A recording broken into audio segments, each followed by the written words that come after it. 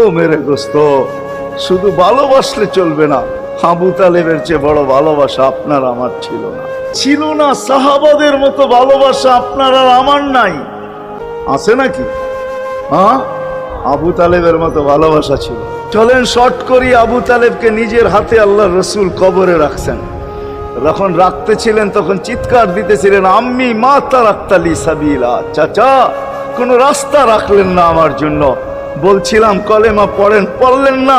বলছিলাম ঠোঁটটা হেলান, হেলাইলেন না। বলছিলাম চুপ থাকেন, তাও থাকলেন না। সর্বশেষ একটা চিৎকার দিলেন, আলা মিল্লাতি আব্দুল মুত্তালিব, আব্দুল মুত্তালিবের ধর্মের উপরে চলে যেতেছি। এই কথা বলে দুনিয়ার থেকে বিদায় নিলেন।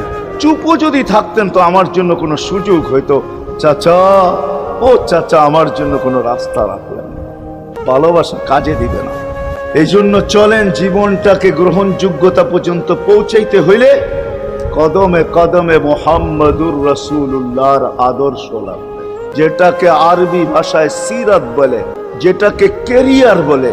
আল্লাহর রসুলের কেরিয়ার লাগবে, আল্লাহর রসুলের আদর্শ লাগবে, আল্লাহর রসুলের সিরত লাগবে, আল্লাহর রসুলের চরিত্র লাগবে।